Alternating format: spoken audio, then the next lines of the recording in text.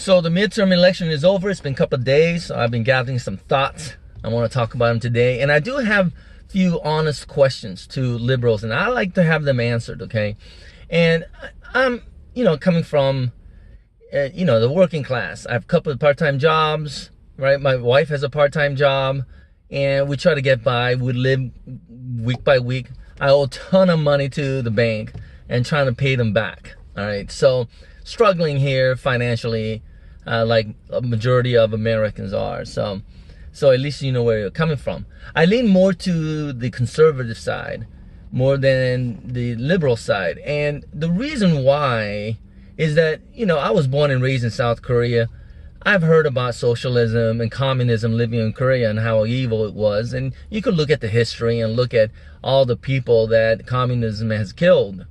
And we know that Stalin actually said that socialism is the beginning of communism. So it's something that's always leery in my mind, okay? I don't trust them. And at the same time, I'm a Christian.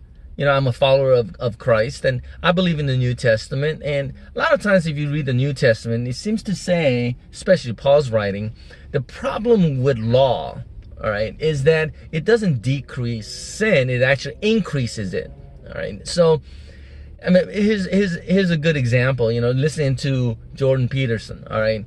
And what he says about hate speech is that, if you let everybody go ahead and have the freedom to say whatever they want, there's going to be a lot of people that's going to come and say things that are very hurtful. It is true.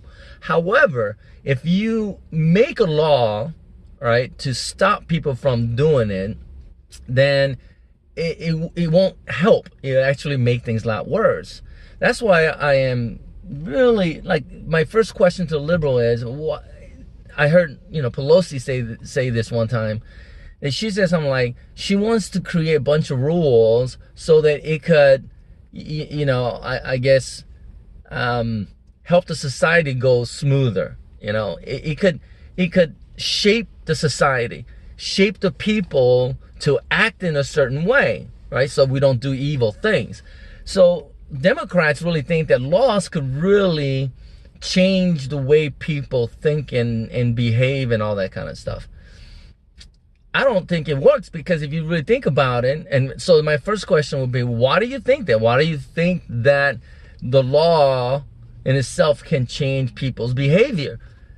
Because it doesn't, all right? Because you could see it as an example how the Democrats are calling the president divisive and hateful and things like that. But seriously, who does all the damage, violent damage in America right now? Right? It's the liberals, right?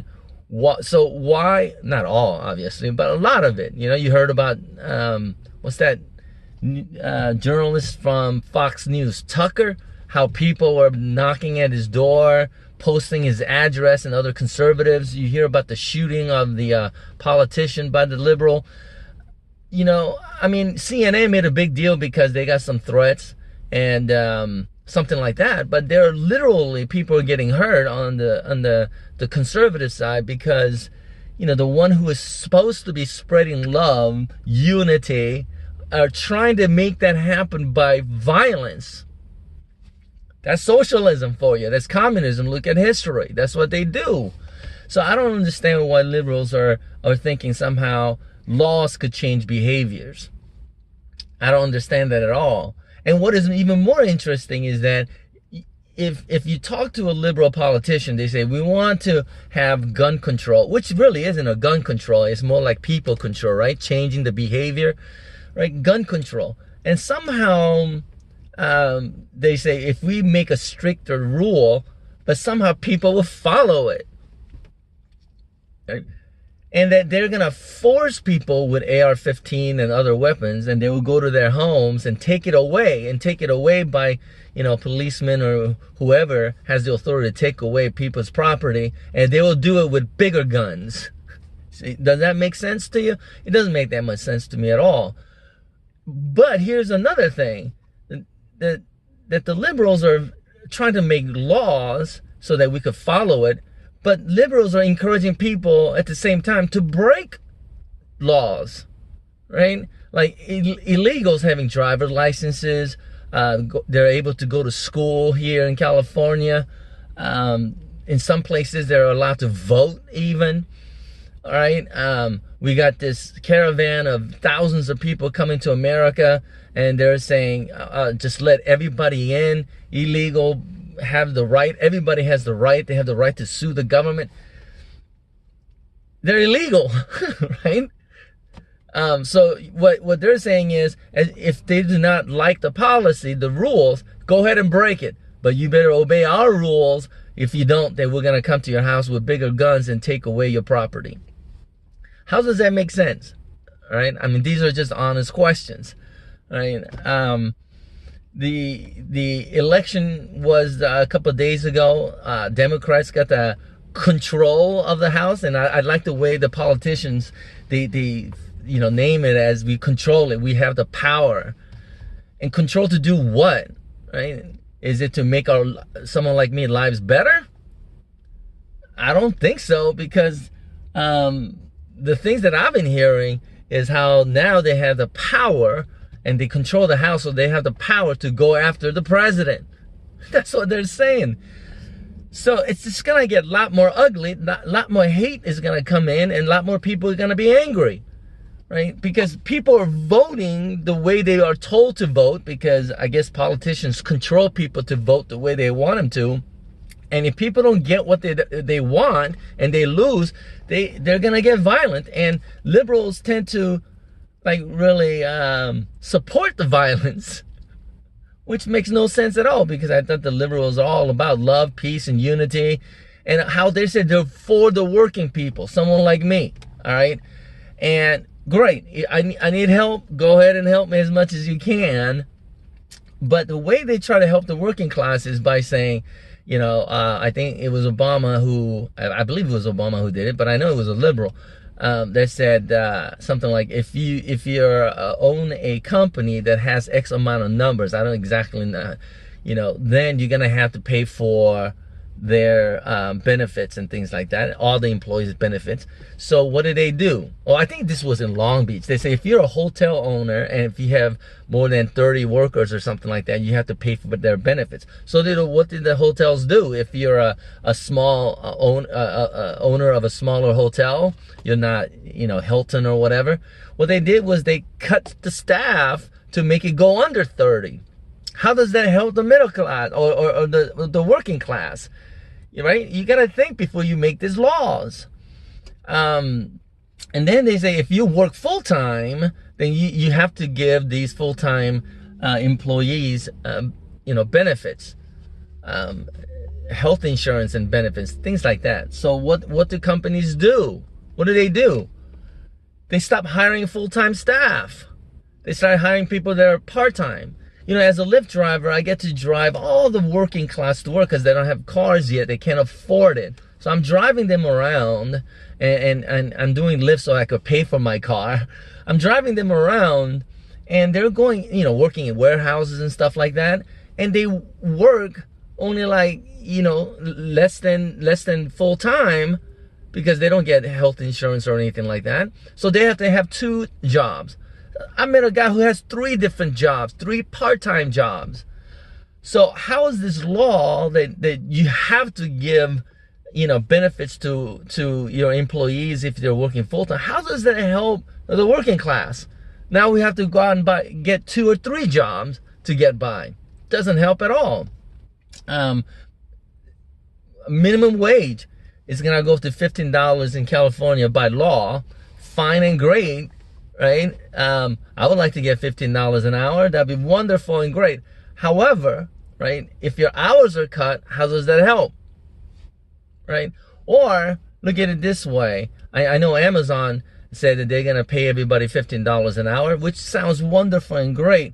But let's look into the benefits and the other things that employees used to get. Do they still get the same benefits or no? Because what I read is that they're not going to get it. And somehow at the end of the day, the Amazon is going to actually save money by giving employees $15 an hour. I don't know if that's true or not, but it might be true. It could be true, because I say this. As a someone like a Uber or Lyft driver and things like that, we get X amount of money per ride. All right. Believe me, it's not what you pay for. It's a lot less than that. We get paid. But if you do X amount of rides, we get bonuses. All right. So I don't know how long ago, but it seems to me like, I don't know if it's true or not, but it seems to me that I'm getting a little bit more money per ride. Right? So it's a great thing. It's a good thing because, gas prices go up, right? Here in California, there was a proposition to take away the tax that was put on by Governor Brown last year, and it didn't pass. So we still have to pay, $3.50, 70 cents, $3.70 a gallon for unleaded, whereas in other places are still paying under $3. Right? How does that help the working class? I don't know, but to the point, I'm getting a little bit more money per ride, right? Because gas prices gone up and stuff, so we have to raise prices and stuff. So it sounds all good. However, right, I have to drive twice as long now to get the bonus. So how does that help me? And to do twice as more, you got to put in full-time hours. Me having another job, how's that going to help? Right? Please, liberals, answer me that. Right? It's not like I get free healthcare or anything. So I don't know if it's helping the working class or not. It doesn't. Right? And what the Democrats are saying in the House now is to do what? Attack the president to make sure he gets impeached or something. It's gonna get ugly. Right? How does that help the working class? I have no idea how that helps us. Anyway, and the way that the politicians, especially the Democrats, how they control people, and I think it is about control because they control the House now. It is about control. The way they control is through, politicians lie. We all know that. They promise a lot of things which they cannot deliver. But their messages are being sent through the media. For sure, they work together. We know that because, in fact, CNN actually admitted that, right? They wanted Hillary to win. They admitted it, right? So they're giving, great coverage to Hillary, but not President Trump. And it goes on today. I don't know if you saw that press conference that the President Trump gave. And I know him and Jim Acosta gets into a little, they headbutt each other once in a while, all the time actually. And I find it really funny because the president doesn't really act like a president. He acts like a rich businessman a lot. So he just says whatever is in his mind. It doesn't sound right at times because he's supposed to be our president. But other times it is kind of refreshing because he kind of talks like my boss, kind of, let's say, right? So it's kind of cool. But if you look at the questions that the media is asking, you know that they're asking in a way to make our president look bad, right? So when Jim Acosta now, he got kicked off the White House. I guess he can't really go back in there for a while because he touched a woman there. And I think the woman's right movement should go after Jim Acosta. He came out and said that he didn't touch her, but you could clearly see on the video that he just did a karate chop. I mean, not hard on her, but he did push the arm away. I guess that's one of the reasons why. I mean, that is the reason why he got kicked out of the press at the White House. But he flatly denies it, which is kind of funny, right? He actually said something like he was having a back and forth conversation with Trump. It was not a back and forth conversation. President Trump answered his questions and wanted to move on, but Jim Acosta, being Jim Acosta, keeps on interrupting and keeps on talking. And what is more interesting is all the liberals, right? This is a question to the liberals, are backing Jim Acosta on this. Now you could say President Trump, the way he acted was not very presidential, but he did answer the questions, right? And if Jim Acosta doesn't like it, he doesn't like it. Report the fact that he doesn't like it. He disagrees. But why does he keep bugging the president the way he does makes no sense at all, right? But more than that, it's the Democrats who are the people are supporting Jim Acosta. This is what I mean by control. I don't know why we vote people in and we're controlled by them and we just follow what they say for us to do. See, that's the problem with law, in a way, is that they have the control over everyday person like us. And this is something that what I think Jesus Christ warned us about. When it comes to religion and stuff like that, you give person the right to interpret the Bible and have the rule over us, tell us exactly what it means, is that people would just blindly follow it, right? And get into a fight with others who do not, so you build a dividing wall. So who's the great divider here? You know, President Trump surely has something to do with it, but to say that the Democrats are not responsible is ridiculous to me. So answer me that, please. How is it that they're not spreading hate and building dividing wall?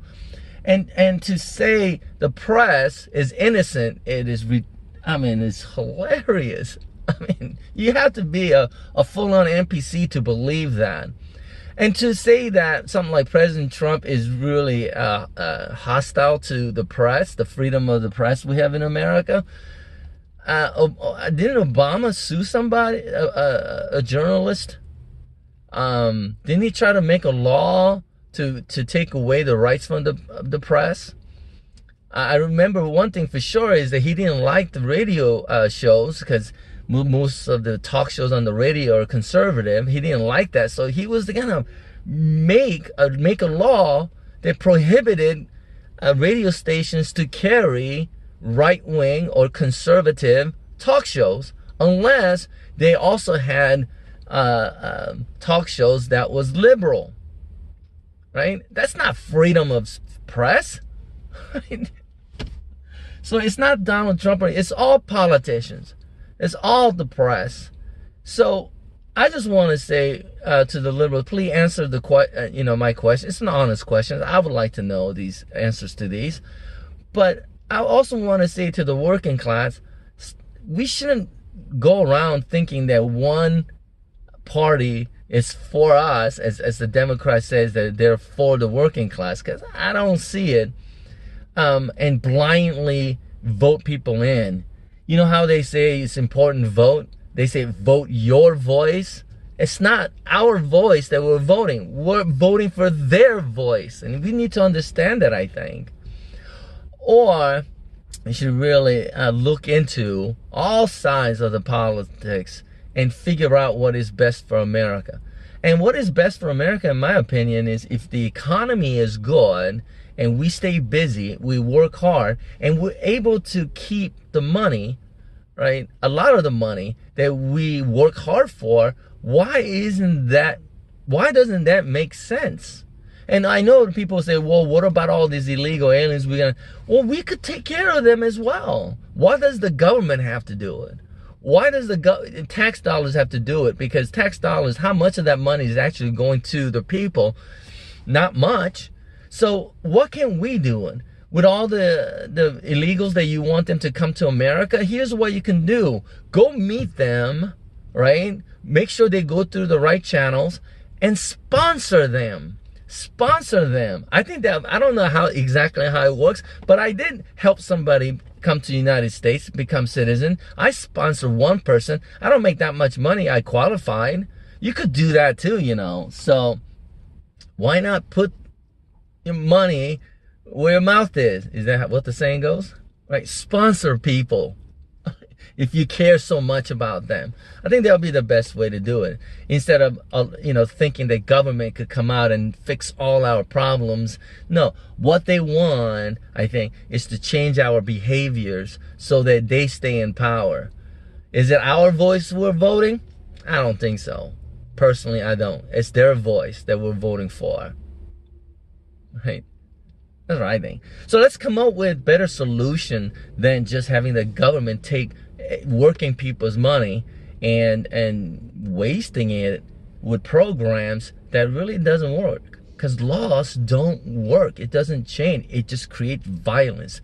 It creates people who break it, and you have to punish them. And it's not good. We could do it. We could help one another. Well, anyway, that's what I think anyway. Well, but at the end of the day, it seems like the Democrats are happy. And even the Republicans are happy because they didn't lose that badly. So everybody's happy to attack one another and create a mess. Don't get involved with all that mess. I don't think we should. Anyway, that's my video. Hope you liked it. Please answer my questions if you can. Like the video, please, and share as well. Thanks for joining me today. I'll see you next time. God bless.